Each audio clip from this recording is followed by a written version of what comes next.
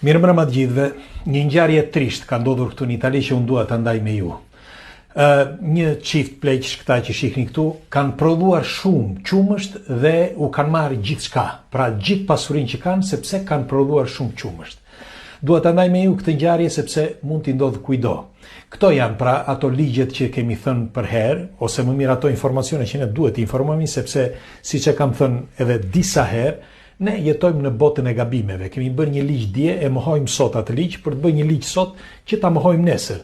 Pra, kështu ka ecur zhvillimi i njeriut dhe ky është një nga ato ligjet që ne e kemi gabuar diku, e merimetuam, por tani kemi vendosur ligje të reja. Çfarë ka ndodhur me këtë zotrin?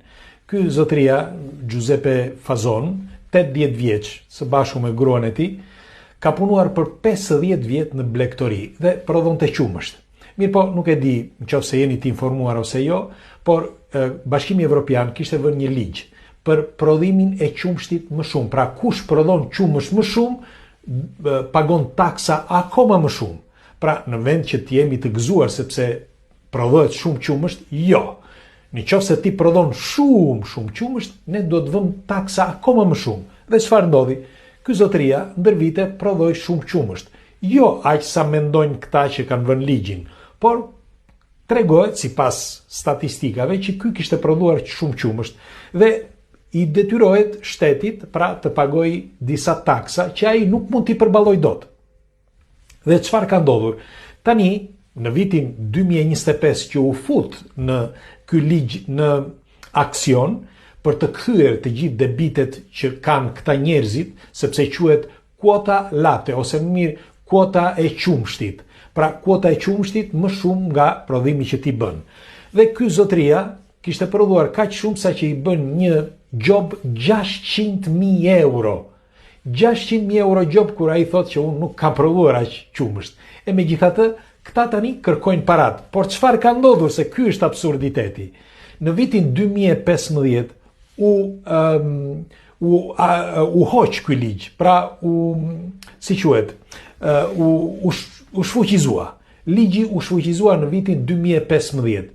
Por Bashkimit Evropian dhe ligjeve nuk i intereson, sepse ti je gjithmonë debitor kundër shtetit, kështu që tani, pra në qershor korrik të këtij viti, u vu në aksion ligji që ti duhet të kthesh debitet.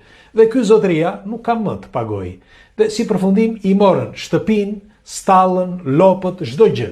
2500 metra stall, 300-400 metra shtëpi, terrenin me fjalë të tokën që kishte aty, të gjitha dhe ka mbetur pa asgjë. Së bashku me gruan e tij mbahen dorë për dorë dhe thon ku do shkojmë tani. Pra, ja shitën shtëpinë sepse pasi ja morën, ja shitën në ast, pra ja shitën në ankan, si quhet, dhe ja shitën që gjitha ajo pasuri kushton ose vlerësohet rreth 1.800.000 euro, ja kanë shitur për 300.000 euro. Tani më thoni ju, sepse ndonjëherë të acarrohesh me këto, kujt ja dhan këto? Kujt ja dhan? Ja dhan njëri që nuk di të prodhojë, apo jo? Ose dikujt që kot vetëm për të bërë sherrë, sepse nëse një zotëri si punë e këtij ka punuar 50 vjet në një punë të tillë, pra në blegtori për t'i dhënë për të ngrënë njerëzve, dhe ti çfarë bën? Ti e shkatërron totalisht, ja merr gjithçka për t'ia dhënë dikujt tjetër që s'ka bërë asgjë. Në sintezë, apo jo? Ose edhe sikur të ketë bërë gjë ai tjetri, unë mendoj që është një absurditet i madh.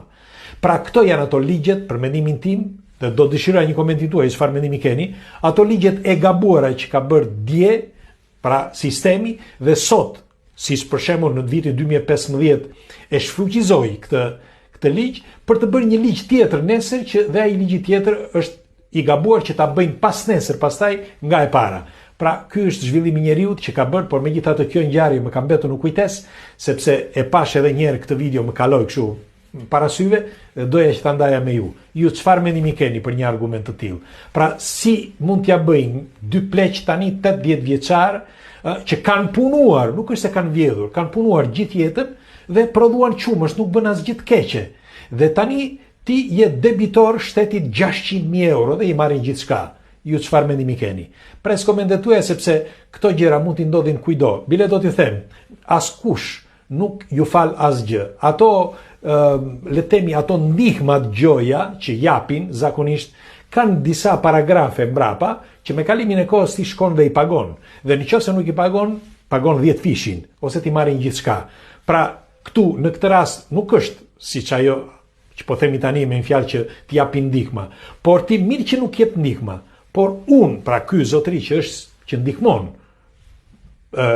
popullin me të ngrënë e kanë shkatëruar totalisht dhe ai është në mes të 4 rrugëve. Ju çfarë mendimi keni për një argument të tillë?